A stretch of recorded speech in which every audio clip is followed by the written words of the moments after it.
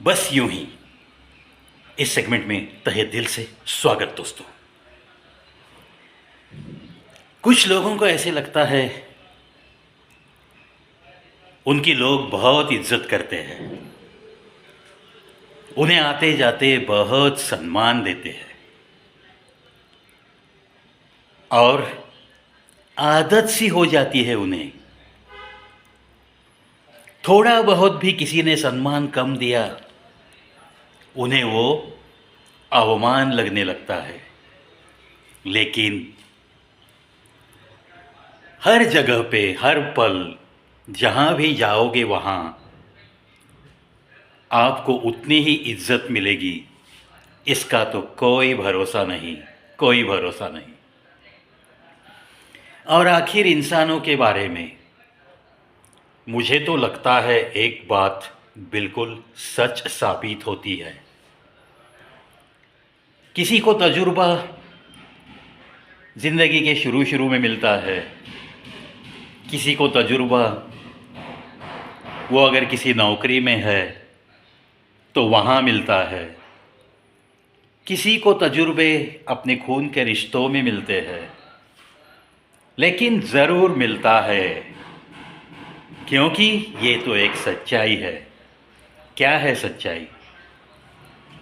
आप चाहे जितना भी चाहो कि मुझे हर किसी से बड़ी इज्जत मिलनी ही चाहिए, लेकिन ऐसा तो हासिल नहीं हो सकेगा आपको, क्योंकि इज्जत कभी भी किसी इंसान की नहीं होती।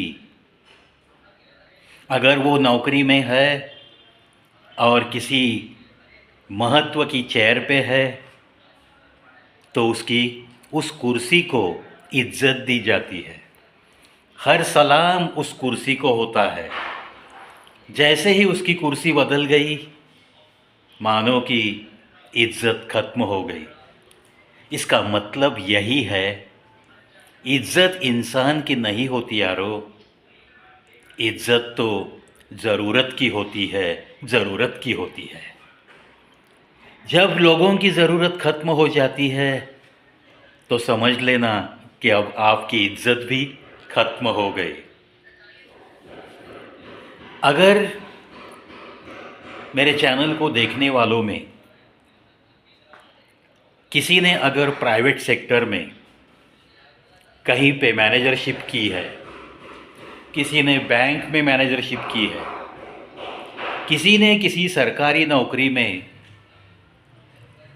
किसी महत्व की कुर्सी पे लगातार काम किया है, तो उसे जाकर पूछिए कानों में, अरे भाई वो कुर्सी छोड़ने के बाद क्या तुझे उतनी इज्जत मिली जितनी तू उस कुर्सी पे बैठा था उस समय में मिलती थी?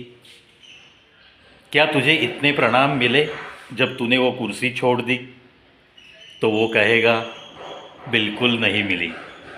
जब तक कुर्सी पे था तब तक लोग बहुत इज्जत करते थे। यही जवाब आपको मिलेगा। और इसीलिए मैं कहता हूँ कि एक तो आप कहीं भी जाते रहो, कहीं भी आते रहो, लेकिन वहाँ आपका सम्मान ही होगा, आपको बड़ी इज्जत मिलेगी। इस आशा के साथ कभी न जाओ और कभी न आओ, क्योंकि ये तो बहुत गहरी सच्चाई है कि इज्जत इंसानों की नहीं होती मेरे प्यारे दोस्तों। इज्जत तो सिर्फ ज़रूरत की होती है। जैसे ज़रूरत ख़त्म हो जाती है वैसे ही उसी पल वो इज्जत कम होती है। वो इज्जत उसी सूरत में नहीं रहती, उसी सूरत में आके आपको नहीं मिलती। बहुत बार इंसान सोचता है कि ये मेरा है, वो मेरा है, इसे मैंने दिल से अपनाया है, उसने मुझे दिल से अपनाया है। सारा उसके दिल का खेल होता है। ये भरोसा किस पे रखेंगे और किस पे ना रखेंगे, इसी कश्मकश में आजकल की ज़िंदगी तो गुजरने लगती है। क्योंकि भरोसेमंद ऐसा कोई नहीं लगता आजकल, कोई नहीं लगता आजकल। फिर किस पे भरोसा किया जाए, ये तो सवाल उठता है। कहीं ना कहीं इंसान भरोसा रख के चलना पसंद करता है और भरोसा रखना भी पड़ता है। आखिर ये चलती हुई ज़िंदगी की ज़रूरत हो बैठी है। कहीं ना कहीं दिल खाली करने के लिए, दिल का बोझ हल्का करने के लिए कोई तो एक तो भरोसेमंद लगता ही है ना। बिल्कुल लगता है, मैं भी सहमत हूँ। लेकिन आजकल परखना बहुत ज़रूरी है। और भरोसे के बारे में अगर आप मुझे पूछोगे तो मैं तो इतना ही कहूँगा, आपके हंसी के पीछे भी कोई दर्द छुपा छुपा सा है। ये अगर कोई जानता है, आपके चुप रहने का मतलब ये भी अगर बिना बताए कोई पहचान लेता है, बारिश की बूंदें टपक रही है और उन बूंदों में और आपकी आंखों से अगर आंसू बहते हैं बारिश के दिनों में, भरी बरसात में भीगते भीगते अगर आपके दिल की चुभन अगर ऊपर आती है और दो चार आंसू की बूंदें आँखों से टपकती है, और अगर कोई साथ में है और वो इंसान बारिश की बूंदों में और आंसुओं का फ़र्क जानता है और हल्के से आपका हाथ दबाकर कहता है, फिक्र न करना, मैं साथ हूँ तेरे। ऐसे अगर कहीं होता है तब जाके मैं तो कहता हूँ 100% गारंटी देके कि ऐसे ही इंसान पे आपको भरोसा ज़रूर करना चाहिए, ज़रूर करना चाहिए। देखो दोस्तों, ये मान सम्मान, किसी पे भरोसा करना, ये सारी बातें एक चीज़ पे निर्भर है, एक आपकी वाणी, यानी कि आपके शब्दों में कितनी मधुरता है, आपका बात करने का अंदाज प्यार भरा है या कुछ कड़वाहट लेकर आपके होठों से कुछ लफ्ज़ बाहर आते हैं। ये चीज़ बहुत मायने रखती है। इसीलिए अपनी वाणी पे जिसको भी भरोसा है कि हाँ, मेरे होठों से जो लफ्ज़ बाहर पड़ेंगे वो सिर्फ़ अच्छे ही लफ्ज़ बाहर पड़ेंगे। कोई कड़वाहट मेरे दिल में अगर किसी के लिए नहीं है तो वो भला ज़ुबान पे कैसे आएगी। ये आपको खुद पे भरोसा चाहिए, क्योंकि आपको तो पता है कड़वाहट जिस वाणी में है उसे चाहे आप शहद बेचने लगाओ या शक्कर बेचने लगाओ, लेकिन अगर वाणी में कड़वाहट है तो वो बेच नहीं सकता। और वाणी में अगर मधुरता है तो वो मिट्टी भी बेच सकता है, ऐसी कहावत है। मिर्च भी बेच सकता है, मिर्च तो तीखी होती है, लेकिन उसकी वाणी की मधुरता देखकर उसके पास मिर्च खरीदने के लिए भी भीड़ सी लगी आपको दिखाई देगी। इन बातों की गहराई तक आपको पहुंचना है। वो गहराई ये है दोस्तों, चाहे कुछ भी हो ज़िंदगी की राह में, हमें अपनी वाणी को, हमें अपने लफ्ज़ों को बड़ी ही हिफाजत के साथ रखना चाहिए और बड़ी ही हिफाजत के साथ होठों से उन्हें बाहर आने देना है। वाणी की अगर मधुरता कम होती चली जाएगी तो मैं सच कहता हूँ, एक के बाद एक आपके रिश्ते टूटते चले जाएंगे। रिश्तों का मेला बिखरा बिखरा सा दिखेगा और आहिस्ता आहिस्ता एक एक आपसे दूर चले जाएंगे। वैसे एक कहावत है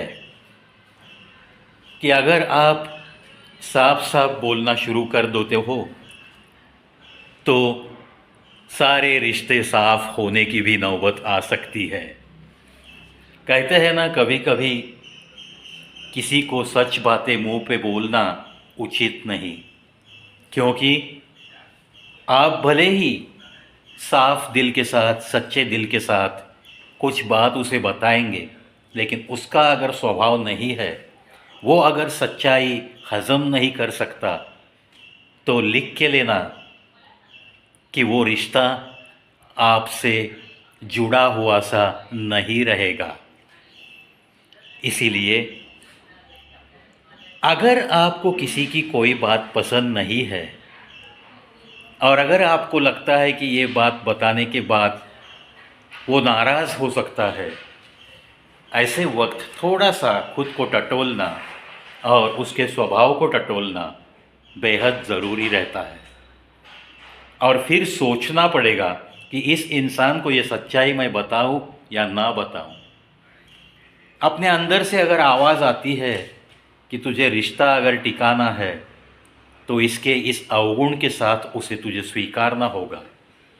अगर तू ये स्वीकार कर नहीं सकता, अगर तेरा दिल कहता है कि इसे ये बात बताऊं, वो थोड़ा सा सुधरना बहुत ज़रूरी है। और अगर आपने बोल दिया और उसे अगर वो हज़म नहीं हो गया, तो वो रिश्ता रिश्ता नहीं रहेगा, वो रिश्ता तो टूट जाएगा। और ऐसे टूट जाएगा, फिर से जुड़ने का सवाल ही नहीं। ऐसी बातें अक्सर होती हैं। इसीलिए हमारे बुज़ुर्ग लोग जिस तरह से एक दूसरे के साथ बड़े प्यार के साथ रहते थे, वैसे तो वो ज़माना सारा परिवार इकट्ठा रहने का वो ज़माना था। ऐसे आलम में हर किसी का स्वभाव तो मिलता जुलता नहीं था, फिर भी घर में एक एकता दिखाई देती थी। क्यों दिखाई देती थी? क्योंकि समझदारी एक उच्च कोटि की थी। कोई किसी को कड़वाहट लेकर कोई लफ्ज़ बाहर नहीं निकालता था। बताने का ढंग भी थोड़ा सा निराला था। और इसीलिए पुराने ज़माने में कितने सारे परिवार एकता टिकाते हुए आहिस्ता आहिस्ता परिवार की तरक्की कर सके। और आज बुज़ुर्गों को मिलने का बहाना तो करते हैं, मिलने तो चले जाते हैं, लेकिन 5-10 मिनट की इंक्वायरी के बाद उनके ही सामने बिना उनसे कुछ बात किए मोबाइल लेकर बैठते हैं बच्चे। बड़ा हैरान होता हूँ मैं ऐसे दृश्य देखने के बाद। एक तो वो बुज़ुर्ग लोग कहीं और रहते हैं, उन बच्चों के साथ एक छत तले वो रहते नहीं, क्योंकि आजकल स्वभाव मिलते जुलते नहीं, भागम भाग का ज़माना है। हर बहू का हर सास ससुर के साथ अच्छा ही बर्ताव होगा ऐसे तो कहा नहीं जाता। इसीलिए ये परिवार भी बिखर गए हैं। तो मैं तो विनती करूँगा ऐसे बच्चों को, कभी कभी बुज़ुर्गों के साथ एक आधा घंटा बिना मोबाइल के बिताकर तो देखो। हर चीज़ आपके मोबाइल में गूगल पे नहीं मिलती।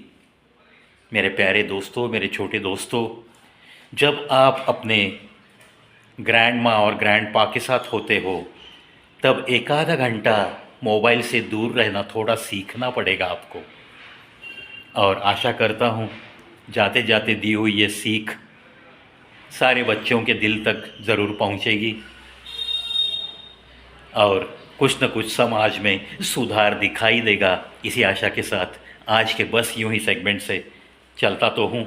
देखते रहिए, सुनते रहिए कवि प्रवित शो यूट्यूब चैनल। दोस्तों, बस यूं ही इस सेगमेंट में भी 50 एपिसोड्स में दे चुका हूँ। ऐसी ही छोटी छोटी बातें, लेकिन गहरी सच्चाई पहनी हुई कुछ बातों का ये खजाना आपको कैसे लगता है, बताना ना भूलिए।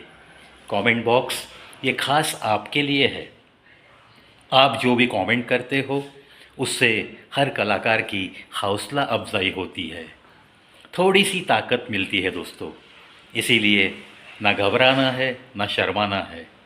जो भी कमेंट कर सकते हो वो कमेंट कर दीजिए, क्योंकि ये प्रवि तो हर चीज़ हजम कर सकता है, उतना उसने खुद को डेवलप किया है। क्योंकि एक ही तो स्लोगन लेकर मैं चल रहा हूँ गए 5 सालों से, सुनो सुनाओ और अपनी ज़िंदगी को कल से आज थोड़ा बेहतर बनाओ। इसी स्लोगन के साथ मैंने चैनल की शुरुआत की है और आज हम 8,560 ये फासला तय करके आगे निकल चुके हैं। बस आपका साथ मिलना चाहिए।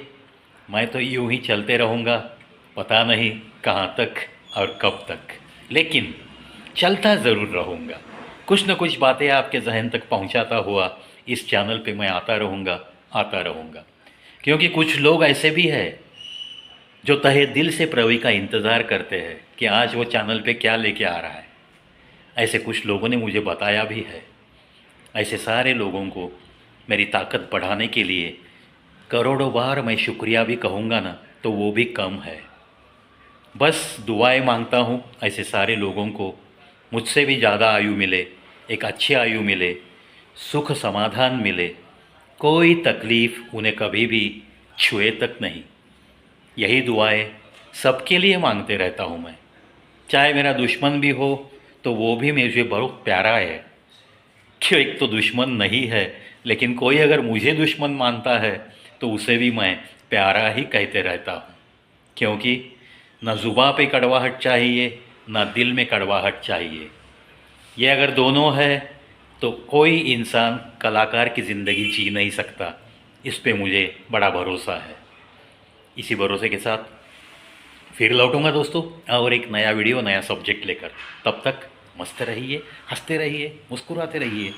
आज छुट्टी का दिन है, परिवार को वक्त दे दीजिए, परिवार के साथ खुशियाँ मनाइए, घूमने फिरने ज़रूर जाइए। लेकिन बारिश के दिन है, कहीं अगर जाते हो तो बस परिवार की फ़िक्र, खुद की फ़िक्र ज़रूर कीजिए। यही मेरी तहे दिल से आपको विनती रहेगी। चलता हूँ।